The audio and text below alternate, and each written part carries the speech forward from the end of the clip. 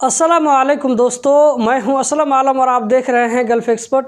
दोस्तों, इस वीडियो में आप लोगों के कमेंट का रिप्लाई करने वाला हूं, आप लोगों के सवाल का जवाब देने वाला हूं, तो इस वीडियो को लास्ट तक ज़रूर देखें। हो सकता है कि आप लोगों को भी आपके कमेंट का जवाब मिल जाए। तो दोस्तों, आज की वीडियो हम शुरू करते हैं और लेते हैं आज का पहला सवाल। आज के पहले सवाल में किसी भाई ने पूछा है, सर जी कतर से मलेशिया हम कैसे जाएँ? कोई मैन पावर का कॉन्टेक्ट नंबर है तो हमें वीडियो में बताइए। सबसे पहली बात तो ये है कि आप कतर से डायरेक्ट मलेशिया नहीं जा सकते हैं वर्क वीज़ा पर। आप जिस कंट्री से रिलेटेड हैं पहले आपको वो कंट्री जाना पड़ेगा। उसके बाद में जब आप उस कंट्री में आपका वीज़ा निकलेगा मैन पावर के ज़रिए, तो उसके बाद फिर आप मलेशिया जा सकते हैं। कतर का वीज़ा जिस तरह इशू होता है सेम उसी तरीके से मलेशिया का वीज़ा इशू नहीं होता है। कतर के वीज़ा इशू करने के लिए जैसे आप पासपोर्ट कॉपी भेज देते हैं तो आपका वीज़ा इशू हो जाता है, तो इस तरह का वहाँ पर सिस्टम नहीं है। बल्कि मलेशिया से आपके जो कंट्री में जो मेन पावर है वहाँ पर वीज़ा आता है और वो मेन पावर वाले आपका वीज़ा इशू करते हैं। तो वीज़ा इशू करने के टाइम में आपको अपनी कंट्री में रहना पड़ेगा और इसका जो भी प्रोसेस होता है जैसे कि मेडिकल का और एग्रीमेंट बनाने का जो प्रोसेस होता है, ये सारा कंप्लीट होने के बाद में आपका वीज़ा इशू होगा। और जहां आपने पूछा है कि किसी मेन पावर के साथ मेरा कांटेक्ट है, तो मेरा किसी भी मेन पावर के साथ में कांटेक्ट नहीं है, इसलिए मैं आपको नंबर नहीं दे सकता हूं। आपके कंट्री में बहुत सारा मेन पावर वाला मिल जाएगा जिससे आप कांटेक्ट करके मलेशिया का वीज़ा ले सकते हैं। आज के अगले सवाल में किसी और भाई ने पूछा है, मुझे कतर से घर आए हुए 3 महीना हो गया है, मेरा मंदूब आईडी कैंसिल नहीं कर रहा है, क्या करूं? और मेरा इकामा शख्सी है, कोई हल बताइए। आपने जैसे बताया है कि आपका इकामा शख्सिया है, तो इस हिसाब से आपका इकामा आपका कफील ही कैंसिल कर सकता है, कोई दूसरा कैंसिल नहीं कर सकता है। आपने जिस मंदूब के बारे में बताया है उस मंदूब को भी आपका इकामा कैंसिल करने के लिए एक पेपर चाहिए जिसमें आपका कफील का साइन चाहिए। अभी आपको कतर से आए हुए सिर्फ 3 महीना हुआ है, तो मेरे ख्याल से अभी आपका वीज़ा इशू नहीं होगा। 2 साल के अंदर अंदर उम्मीद है कि आपका वीज़ा आपका इकामा कैंसिल हो जाएगा, इस तरह आप दोबारा कतर जा सकेंगे।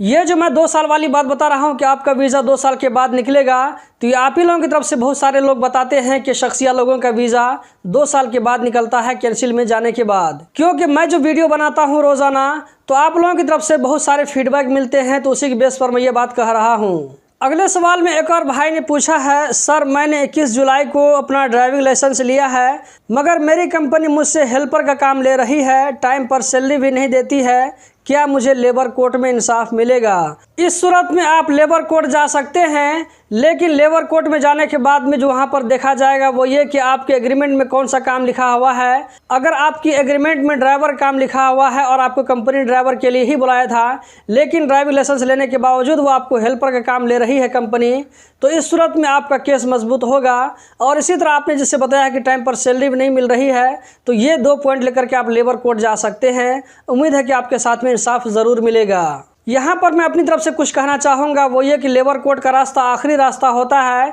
लेबर कोर्ट जाने के बाद में बहुत कम चांस है कि कंपनी वाले आपको अपने पास में रखेंगे, इसीलिए लेबर कोर्ट जाने से पहले आप ये सब कुछ सोच लें, उसके बाद ही आप लेबर मिनिस्ट्री का रुख करें। आज के अगले सवाल में किसी और भाई ने पूछा है, असलम भाई मेरे दोस्त का भाई नेपाल से दुकान के वीज़े में कतर आया है, नेपाल का 2 लाख लगा करके उसका मुदीर उसको 2 महीने से सैलरी नहीं दे रहा है, वो बिल्कुल नया है, सैलरी के लिए पूछो तो कहता है पुलिस के पास जाओ, मैं सैलरी नहीं दूंगा, इसके लिए क्या करना पड़ेगा? अगर आप ये भी बता देते कि आपने 2 लाख रुपए कहाँ पे लगाया, किसको दिया, तो ज़्यादा बेहतर होगा। और आपने जैसा कहा है कि उसका मुदीर सैलरी नहीं दे रहा है, पुलिस के पास बोल रहा है जाने के लिए, तो आप पुलिस के पास नहीं जाकर के लेबर मिनिस्ट्री में जाएं और मुदीर ने जो आपको जो कुछ कह रहा है या इससे पहले जो कुछ भी कहा है, अगर इसका आपके पास में कोई सबूत है जैसे कॉल रिकॉर्डिंग वगैरह है, जब आप कंप्लेंट लेटर लिखेंगे तो इसमें ज़रूर मेंशन करें कि मुदीर ने जो कुछ मुझको कहा है वो जो है मेरे पास में रिकॉर्डिंग है। अगर आपके पास में रिकॉर्डिंग नहीं है तो मुदीर से दोबारा बात करके देखें, अगर वो दोबारा इसी तरह का बात करेगा तो आप उसको ज़रूर रिकॉर्ड करके रखें, उसके बाद में लेबर मिनिस्ट्री जाएं, आपके साथ में ज़रूर इंसाफ होगा।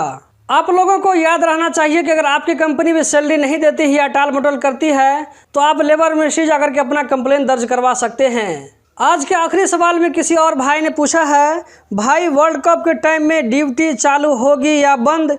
क्या 6 घंटे का काम होगा? काम दिन में होगा या रात में? कंपनी बस चलने का अलाउ होगा या नहीं? आपने एक साथ जो है बहुत ज़्यादा सवाल कर लिया है, लेकिन इसमें से किसी भी सवाल का जवाब अभी किसी के पास भी नहीं है, क्योंकि इसके बारे में कतर गवर्नमेंट की तरफ से कोई भी रूल या जो है रेगुलेशन नहीं आया है। कोई भी वजाहत नहीं आई है तो उसके बारे में कोई भी आपको कुछ नहीं कह सकता है। जब फुटबॉल का वर्ल्ड कप शुरू होगा तो उस टाइम देखा जाएगा इसके बारे में क्या नियम बनता है। अगर कुछ नियम बनेगा तो आप लोगों के साथ में ज़रूर शेयर करेंगे।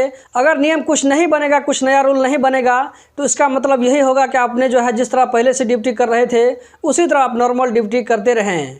लेकिन मेरे ख्याल से वर्ल्ड कप के टाइम में इसके बारे में कुछ न कुछ अपडेट आना चाहिए, इसका हम इंतज़ार कर रहे हैं। तो दोस्तों यही थी आज की वीडियो। उम्मीद करता हूँ ज़रूर पसंद आई होगी। इस वीडियो को लाइक करके आगे ज़रूर शेयर करें। इस वीडियो को देखने का बहुत बहुत शुक्रिया।